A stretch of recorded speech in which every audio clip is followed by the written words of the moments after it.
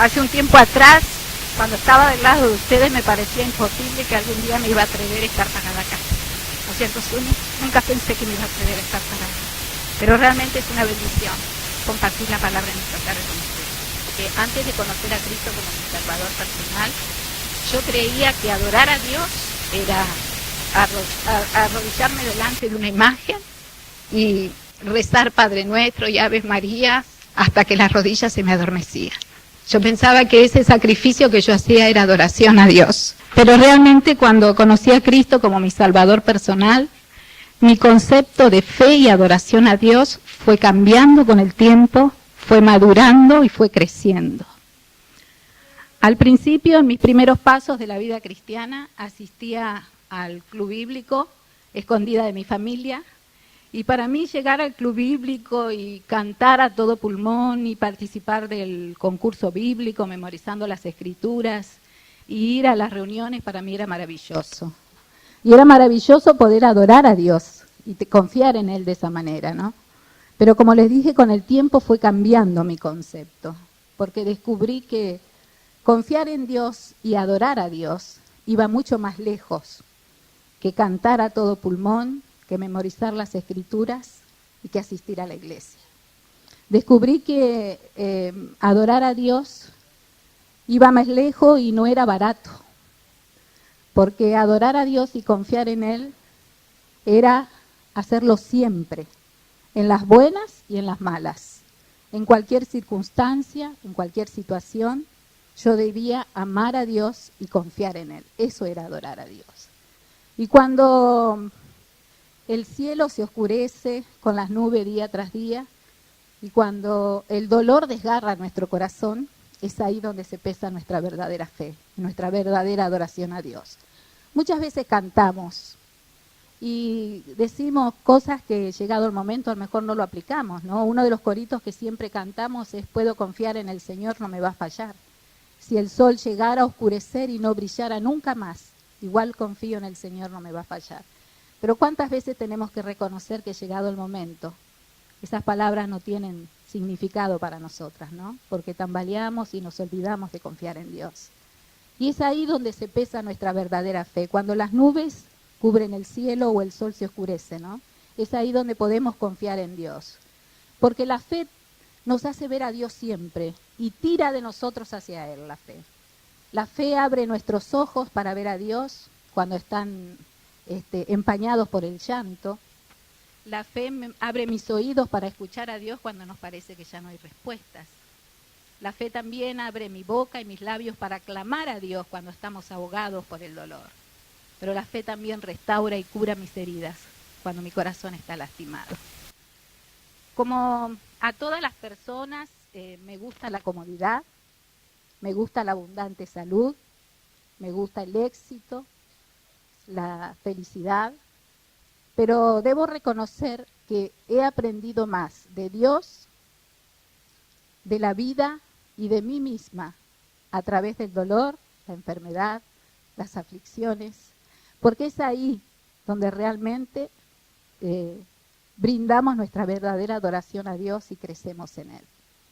Y el secreto está en aferrarnos a Él, ¿no? Y me impactan muchos ejemplos en la Biblia, y uno de los ejemplos que me impacta es el de Abraham. Las primeras veces que Dios se acercó a Abraham era para ofrecerle algo. En Génesis 12 vemos que Dios se acercó a Abraham y le dijo: vete de tu tierra y de tu parentela, y haré de ti una gran nación, y te bendeciré y engrandeceré tu nombre, y serás bendición. La segunda vez, en Génesis 15, le dice: mira las estrellas y las puedes contar, así será tu descendencia. Pero una vez Dios se acercó a Abraham, no para ofrecerle algo, a lo cual ya Abraham estaba acostumbrado, sino para pedirle algo. Y es en Génesis 22. Dios se acercó a Abraham para pedirle lo que más amaba a Abraham. Era su ilusión, era su esperanza, era la luz de sus ojos. Y Dios le dijo a Abraham: quiero que me des tu hijo en sacrificio. Y Abraham obedeció en silencio. Y si nosotras nos imaginamos el cuadro de Abraham levantando su mano para sacrificar a su hijo, quizás no nos cause tanta emoción, porque conocemos el final. Pero Abraham no conocía el final. Abraham lo único que sabía es que él amaba a Dios sin reservas, sin reservarse nada para él. Abraham sabía que él amaba a Dios y que el Dios a quien él amaba era digno de ser adorado aún a costa de una muerte. Abraham sabía que el Dios a quien él amaba era bueno y era digno de ser adorado. Pero lo maravilloso de esta historia es que la historia no termina en la prueba, porque dice en el versículo 16b de Génesis 22, por cuanto has hecho esto y no me has rehusado a tu hijo, a tu único hijo, de cierto te bendeciré. Qué maravilloso es Dios, porque después de la prueba vino la bendición. Y yo he comprobado que siempre detrás de una aflicción y de una prueba viene la bendición, porque las pruebas y las aflicciones son bendiciones disfrazadas que Dios tiene para nuestras vidas. La aflicción forma parte del proceso educativo que Dios tiene para nosotras. Por eso es tan importante cuál es nuestra conducta y nuestra actitud frente a la prueba. Hoy vamos a ver, ya habrán leído ustedes, el ejemplo de una mujer. La Biblia la registra como la Tsunamita. Una mujer que confió en Dios y se aferró en Él en los momentos más difíciles de su vida. Dios no nos registra, no nos da el nombre de esta mujer, porque seguramente lo que Dios quiso destacar de ella no era seguramente el nombre de ella, sino su carácter. El carácter de una mujer que confió en Dios y se apoyó en Él en los momentos más dolorosos de su vida. Y no importa cómo nos llamamos, cuál es nuestro nombre, lo importante es quiénes somos delante de Dios, qué somos para Dios, cómo está nuestro corazón delante de Dios. Y yo pude encontrar en ella cuatro características que la llevaron a esta mujer a confiar en Dios en los momentos más difíciles de su vida. Pero antes vamos a orar. Amado Dios, encomendamos este tiempo en tus manos, rogándote que tú hables a nuestro corazón, Señor, y bendigas tu palabra en nuestras vidas, para que realmente seamos mujeres que podamos glorificarte siempre, en todo momento y en toda circunstancia. En Cristo Jesús. Amén. Bueno, podemos abrir la Biblia en Segunda de Reyes, capítulo 4, y ahí vamos a ver primero algunas características de la Tsunamita. Evidentemente, tanto ella como su marido eran del linaje judío, de una buena posición económica, pero había algo que los destacaba, y era que ellos eran humildes adoradores devotos de Jehová. No había hijos en el hogar de este matrimonio, pero esto no era motivo de amargura para ellos. Todo lo contrario, utilizaron su hogar para albergar al profeta de Dios cuando pasara por allí. Y en el versículo 9 vemos la percepción de esta mujer, ¿no? La percepción de darse cuenta de la necesidad y de darse cuenta que Eliseo era un profeta, un varón de Dios que necesitaba un lugar donde descansar. En el versículo 10 vemos su provisión, porque ella no solamente vio la necesidad, sino también la suplió, y la suplió con los elementos esenciales de aquella época, que era la cama, una mesa, una silla y una lámpara. En el versículo 14 al 17 vemos su regalo.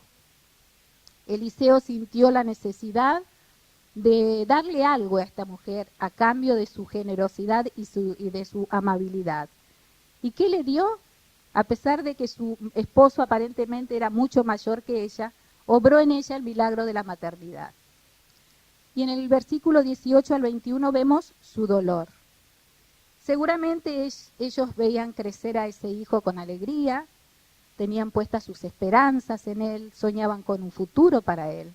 Sin embargo, de pronto, un dolor de cabeza y el niño muere. Pero quisiera que hiciéramos un alto aquí, porque quizás muchas nos preguntamos, ¿es así como Dios trata a sus escogidos? ¿Cómo se puede explicar una tragedia como esta? Si bien es cierto que Dios permite que nosotros pasemos o vivamos las consecuencias de nuestras malas decisiones, tenemos el ejemplo, por ejemplo, del pueblo judío cuando fue llevado a Babilonia, Tenemos el ejemplo de Pedro, que llora amargadamente después del canto de un gallo. Pero esto, ¿cómo se explica esta tragedia? ¿Dios está ajeno a lo que nos pasa?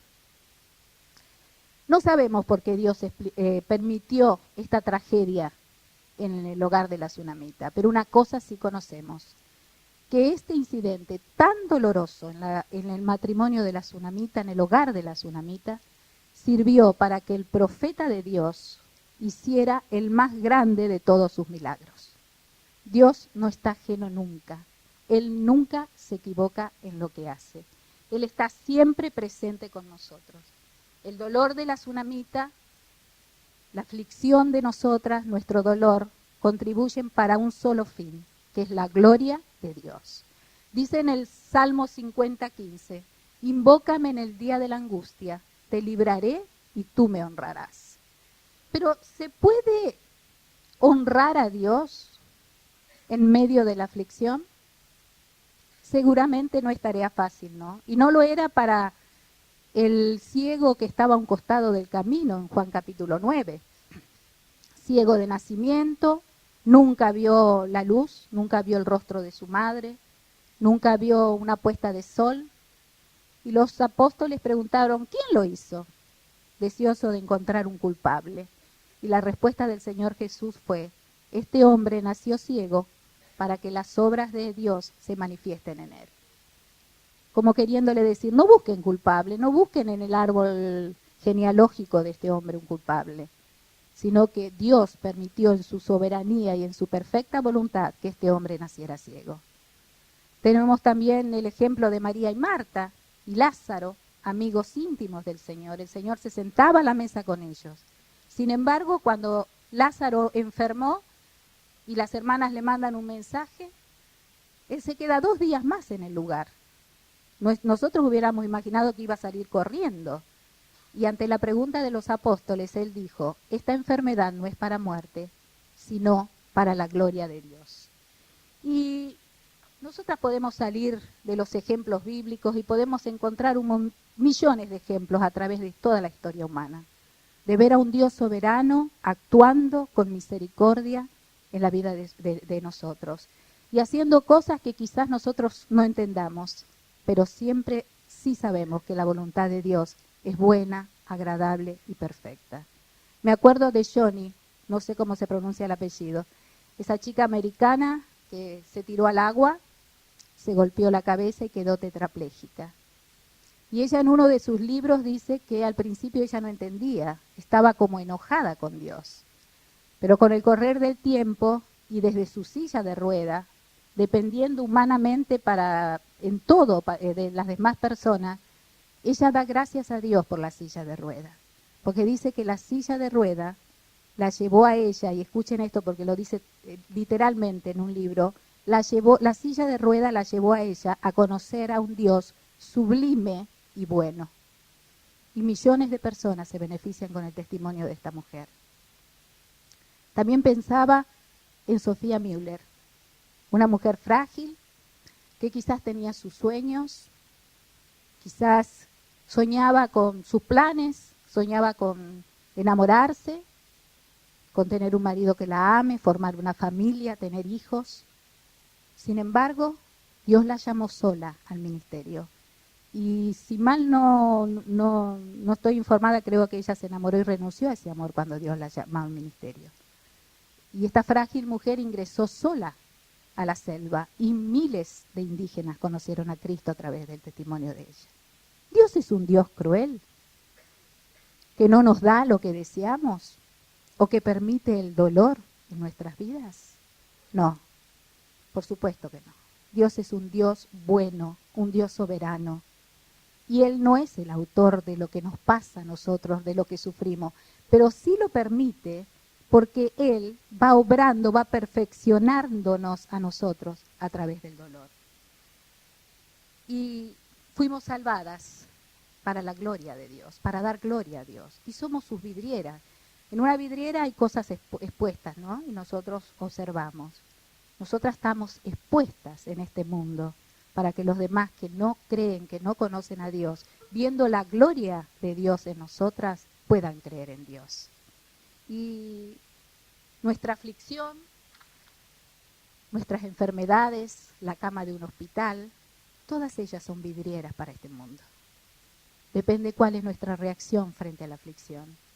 La muerte del hijo de la tsunamita fue una vidriera para sus contemporáneos y es una vidriera para nosotros hoy. Porque esta gran mujer buscó a Dios en los momentos más dolorosos de su vida. Y yo les decía antes que encontré 4 características en ella que se resaltan y que hizo que esta mujer fuera victoriosa en la prueba. Pero antes de continuar, quiero que meditemos en algo, reflexionemos en algo. Esta gran mujer vivió del otro lado de la cruz. Nosotras vivimos bajo la plena gloria de la cruz. Y somos habitadas por el Espíritu Santo de Dios. Tenemos su presencia en nosotras. Y podemos ir a Él en oración en cualquier momento, en cualquier lugar, todo el tiempo que quieramos, sabiendo que Cristo está intercediendo por nosotras. Podemos escuchar su palabra también todo el tiempo que quieramos, las veces que quieramos, porque Él nos habla a través de tu palabra, de su palabra. Todos estos beneficios no lo tenía esta mujer. Por eso mi desafío en esta tarde, para mi vida y para la vida de ustedes, es que cuando nos encontremos frente a una aflicción, yo creo que nuestra conducta nunca debería ser inferior al de esta mujer, porque ella vivió de aquel lado de la cruz, pero había algo que tenía ella y que Dios requiere también de nuestras vidas, que es confianza en Él, es fe en Él. Y una de las primeras características que yo encontré en la tsunamita es que ella reconoce. ¿Y qué es lo que ella reconoce? En primer lugar, ella reconoce su incapacidad humana para resolver la situación. En segundo lugar, reconoce la incapacidad humana de su esposo, porque ella no salió corriendo a buscar al marido a los gritos. Ella reconoce la sabiduría, la soberanía de Dios. Ella sabe que Dios tiene el control de todas las cosas. Y vemos cómo con total calma en el versículo 21, ella va y coloca el cuerpo de su hijo sobre la cama del varón de Dios, cierra la puerta y sale. Les decía antes que la fe nos hace ver a Dios y tira de nosotras hacia Él. Y la fe de esta mujer la llevó a preparar el cuerpo de su hijo muerto, no para la sepultura, sino para la resurrección. Porque ella reconoce que Dios es soberano, que Dios tiene el control de todas las cosas. Si cuando pasamos por una aflicción atribuimos lo que nos está pasando a cualquier otra causa que no sea Dios mismo, jamás vamos a encontrar paz en medio de las tribulaciones. Dios es soberano, Él está siempre a nuestro lado. Y el fuego de la prueba no es una hoguera ardiendo indiscriminadamente y sin dirección. El fuego de la prueba es como el fuego del afinador. El afinador se sienta y trabaja en la pieza, con amor, con sabiduría, con paciencia. De la misma manera Dios trabaja en nuestras vidas. Así es el fuego que Él utiliza, como el del afinador. Él siempre está a nuestro lado, sea cual sea la situación en que estamos. Y trabaja en nuestras vidas para sacar los frutos y las flores del Espíritu. Aunque a veces para lograrlo tenga que utilizar los medios más oscuros de su gracia.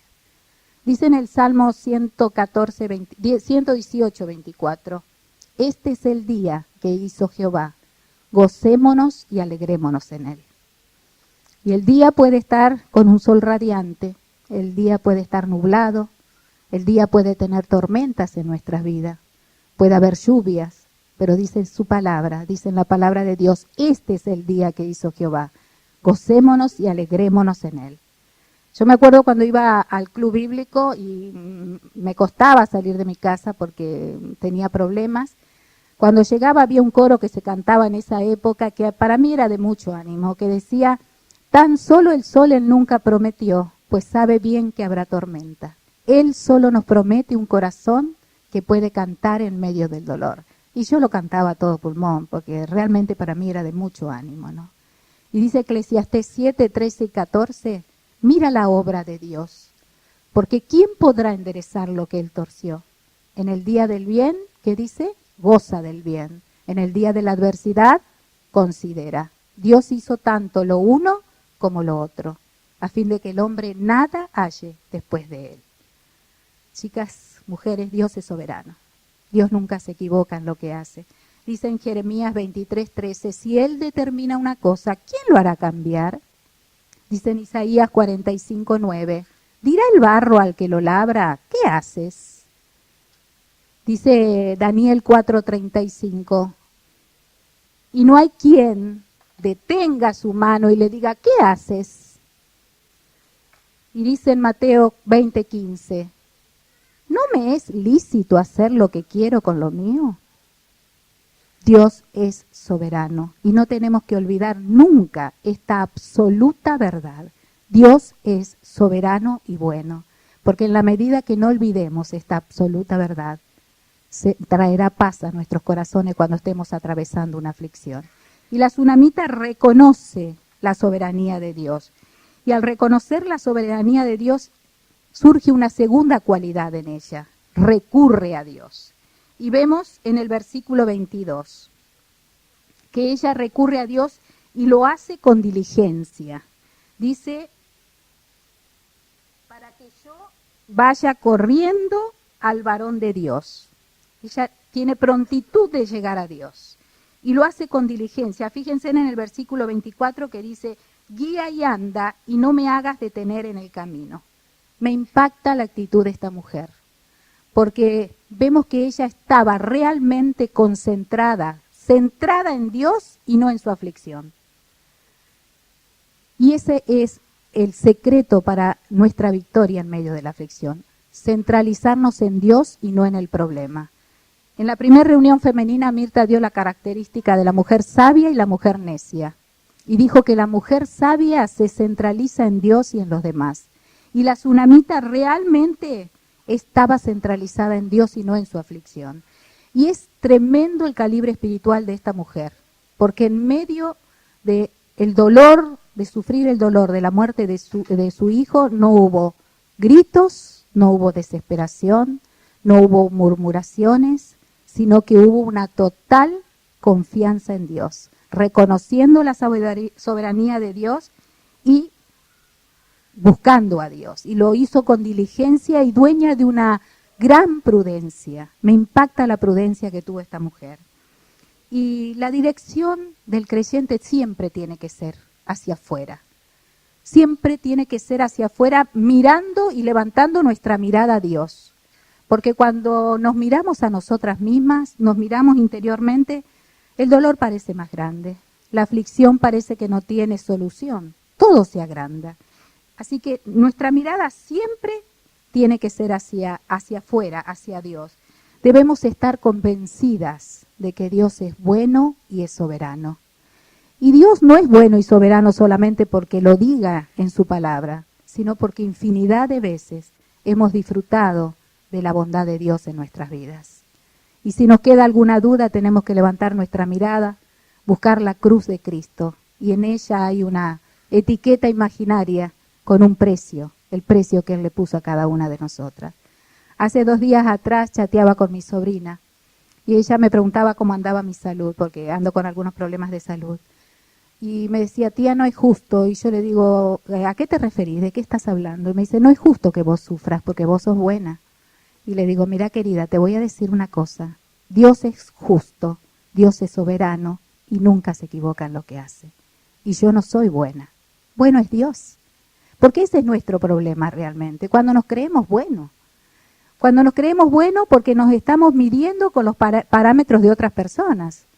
Entonces siempre nos vamos a encontrar gente más buena y menos buena que nosotros. Pero nuestro parámetro de medición de nuestra santidad y de nuestra bondad tiene que ser a la altura de Dios. Porque cuando nos medimos con la bondad de Dios y su santidad, ahí vemos nuestra miseria. Y ahí vemos que no merecemos nada. Porque no creemos que somos buenas y que Dios es injusto con lo que nos manda. Porque estamos creídas. Y lamentablemente hay muchos creyentes que no quieren reconocer a Dios en sus aflicciones. Y se lamen sus heridas y andan proclamando lo difícil de su aflicción, ¿no? Y cuando no queremos reconocer a Dios en nuestras aflicciones, nos convertimos en esclavas de nuestras emociones. Y cuando nos dejamos que nuestras emociones nos controlen, perdemos de vista a Dios. Y dejarnos que las emociones nos controlen viene a ser como querer llevar agua en la palma de la mano. ¿Qué sucede? Caminamos un trecho y pronto el agua se desparramó y mojó por todos lados, ¿no? ¿Por qué? Porque el agua necesita un recipiente que la contenga. De la misma manera, nuestras emociones necesitan ser contenidas por el Espíritu Santo de Dios y por su palabra. No por nosotras, porque cuando nosotras queremos controlar nosotras las emociones, suceden cosas desastrosas en nuestras vidas. Y muchas veces contaminamos a otro, como el agua cuando va cayendo, que va mojando por todos lados cuando la llevamos en la palma de la mano. Así sucede también con nuestras emociones cuando queremos controlarlas nosotras. Los días de tribulación son días de oración y de buscar a Dios en su palabra. Las aflicciones no se quitan con murmuraciones, con quejas. Ni siquiera la risa puede aliviar la aflicción. Las aflicciones solo se alivian con la oración y buscar a Dios. Yo muchas veces he compartido que hubo épocas en mi vida en que para poder estar de pie he tenido que vivir de rodillas. Y debo reconocer que más de una vez he permanecido de rodillas llorando, solamente llorando a Dios. Y he descubierto que mi llanto tenía un lenguaje, una gramática que Dios conocía. Así como la madre conoce cuando su hijo llora porque quiere el pecho, así Dios nos conoce. Y yo me levantaba de estar solamente llorando con mi mente centrada en Dios. Y me levantaba con una gran paz en mi corazón. Como la misma paz que sentía la tsunamita, ¿no? Porque me impacta en el versículo 23, si ustedes leen, van a ver la respuesta que ella le da a su marido. Ante la pregunta del marido, ella le dice paz. ¿Y se podía tener paz cuando su único hijo acababa de morir? La respuesta es sí, porque la paz es la herencia de los hombres y mujeres de fe. La muerte puede causarnos un profundo dolor, pero jamás podrá robarnos la paz. Esa paz que dice la Biblia que sobrepasa todo entendimiento y que guarda nuestro pensamiento y nuestros corazones en Cristo, dice en Filipenses 4:7. ¿Y qué es la paz? La paz es esa serenidad que sentimos dentro nuestro cuando nos apoyamos en Dios. Es la serenidad que vemos en la tsunamita, cómo se está conduciendo la tsunamita ante la muerte de su hijo. Ella con diligencia estaba enfocada solamente en buscar a Dios. Y en un momento, ustedes ya han leído, no me quiero detener por el tiempo mucho a leer, en un momento Eliseo envía a Giezi al encuentro de ella. Pero ella le responde bien a la pregunta de Eliseo. Y muchas veces es bueno ir a los amigos y compartir nuestras aflicciones y ellos nos alientan. Pero a quien primero tenemos que buscar y derramar nuestra aflicción y nuestro corazón es a Dios. Ella estaba enfocada en Dios y no le importó Giezi, no le importó nada. Ella lo que quería llegar era al varón de Dios para derramar su aflicción delante de él. Y en un momento también ustedes vieron que Eliseo quiere enviar a Giezi con su báculo a donde está el niño. Y ella le dice en el versículo 30, no te dejaré. Y quizás ella pudo detectar en Giezi una falsa espiritualidad, ¿no? Porque ya todos conocemos lo que pasa después más adelante con Giezi. Y yo pude sacar una aplicación de esto. He meditado en esto y he pensado que cuántas veces llenamos nuestra cabeza con la palabra de Dios. Cuánto conocimiento a veces tenemos y simplemente es un conocimiento intelectual. Porque no vivimos la palabra de Dios día a día, no la aplicamos a nuestra vida. Y cuando sucede eso, y cuando llega la aflicción, el conocimiento que tenemos es como el báculo de Eliseo en manos de Giezi, no nos sirve para nada. Solo una vida comprometida a Dios y agarrada en Él es la que da frutos. La gracia de Dios es la que nos capacita. Sin la gracia de Dios, el creyente no solamente no puede hacer nada, sino que no es nada. Por eso el apóstol Pablo dijo, por la gracia de Dios soy lo que soy. ¿A quién estamos recurriendo cuando andamos en aflicción? ¿Conocemos nosotras cuánto de la palabra de Dios consumimos por día? ¿Tenemos un control de cuánto consumimos por día de la palabra de Dios? Porque escuchar un sermón de vez en cuando o hacer la hora silenciosa así rápida, apurada, 10 minutos, no nos sirve para permanecer firme en medio de la aflicción. Cuando nuestros corazones están llenos del cielo, nuestras conciencias están llenas de consuelo. Y la tsunamita reconoce la soberanía de Dios, recurre a Dios, pero la tercer cualidad es que ella descansa en Dios. Y vemos en el versículo 33 que Eliseo sube a donde está su hijo muerto y cierra la puerta y la tsunamita queda del otro lado. Y el reposo es la confianza en Dios. El reposo viene de confiar en Dios. Y la confianza no es algo que se experimenta cuando todo anda bien. No es algo que se siente cuando todo marcha sobre rueda. La confianza es algo que brota en medio de la aflicción. Y la tsunamita esperaba afuera en silencio, porque no se nos dice nada de la tsunamita. Y yo creo que la conducta y la actitud de esta mujer me llevan a pensar de que ella realmente sabía que no se trataba de ella, sabía que ni siquiera se trataba de su hijo muerto, sino que se trataba de Dios obrando para su gloria, a través del profeta de Dios. Y ella esperaba en silencio.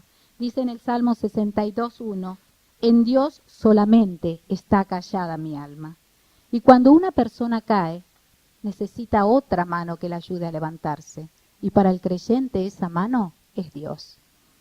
Y la tsunamita esperaba en silencio, porque descansaba en Dios. Y nuestro reposo es Cristo.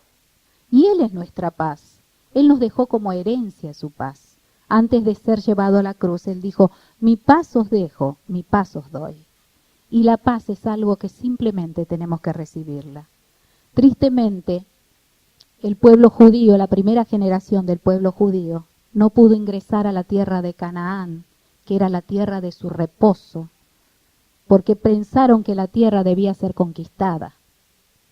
Y la paz no se conquista, la paz se recibe. No es algo por lo que nosotros tenemos que trabajar. Ya Cristo lo hizo todo por nosotros en la cruz.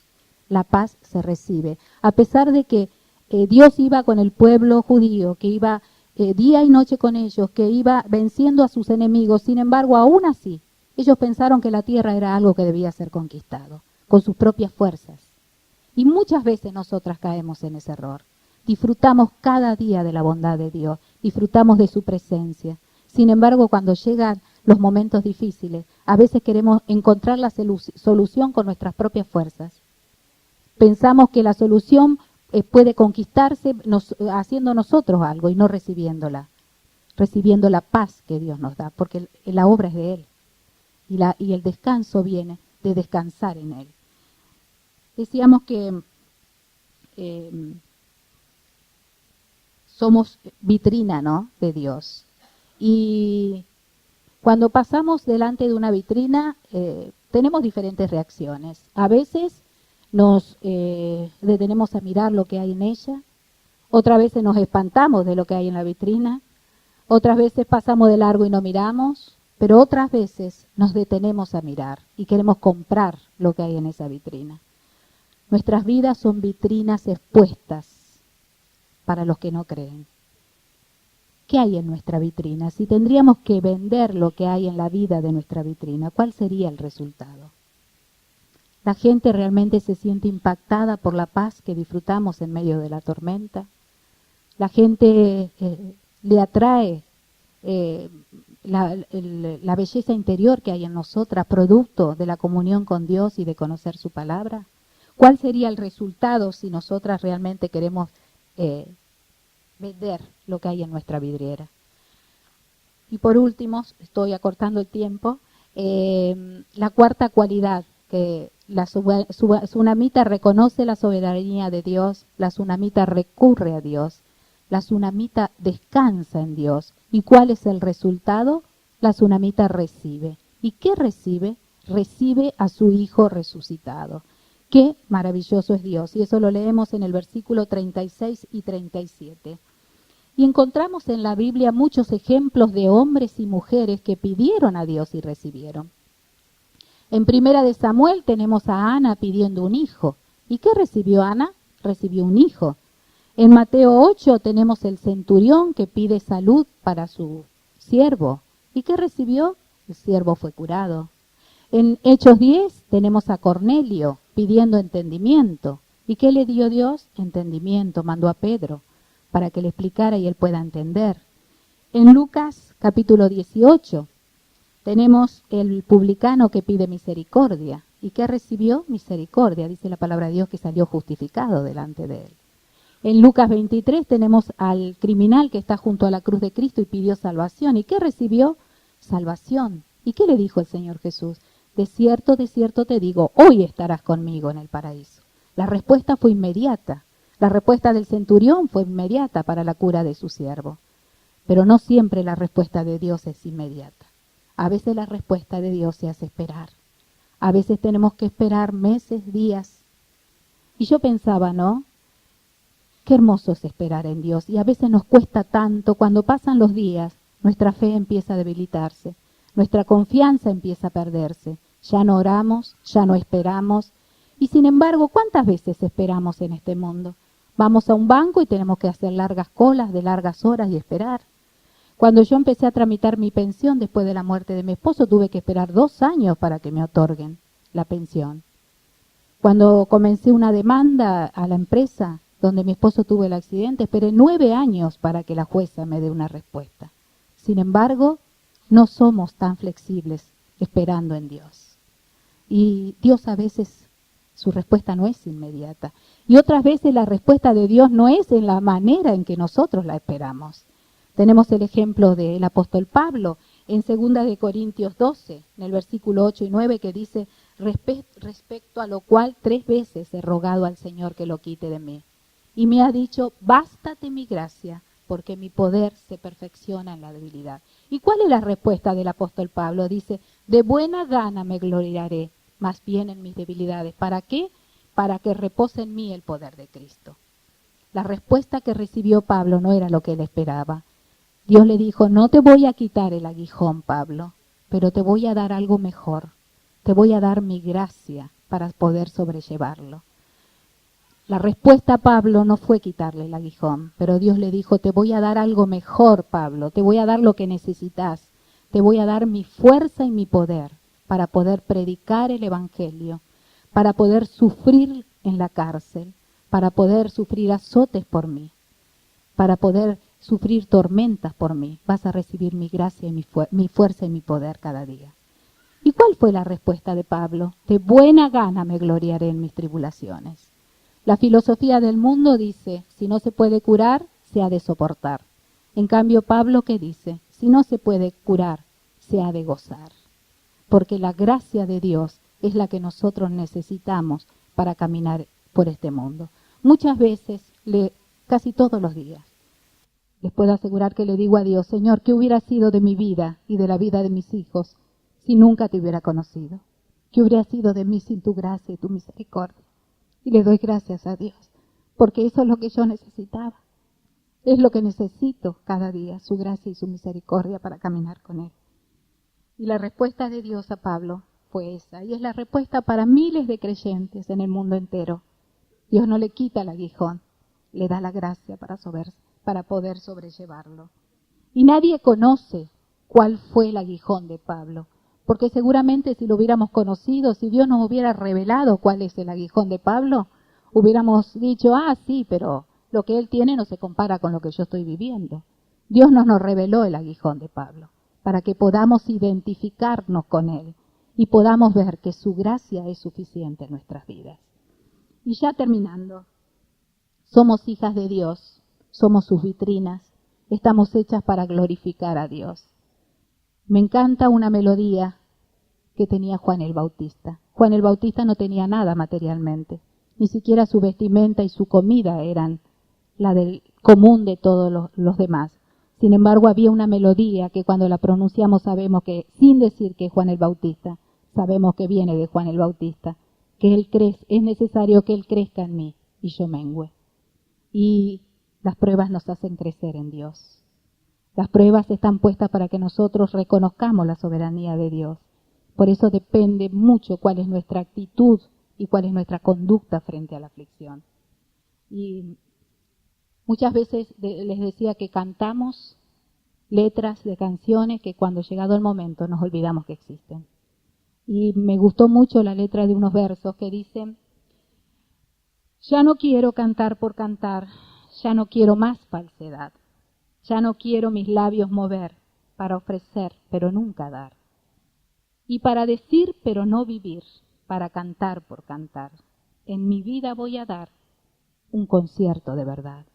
Y es mi desafío en esta tarde para mí y para ustedes, que podamos vivir diariamente a Dios, que podamos glorificar su nombre en cualquier situación y que realmente lo que cantamos lo hagamos de corazón y que lo podamos poner en práctica en el momento de la aflicción, que realmente podamos hacer un concierto de verdad, porque tenemos el privilegio de llegar hasta su misma presencia. No importa el lugar donde estemos, podemos estar en un hospital, en una cueva, podemos estar en un campo, en cualquier lugar podemos ir a Dios, llegar hasta el mismo trono de Dios a través de la oración. Entonces tenemos todos los recursos a nuestro favor. Es mi deseo que realmente la palabra de Dios sea bendecida en cada una de nuestras vidas y podamos glorificar a Dios siempre. Que Dios las bendiga.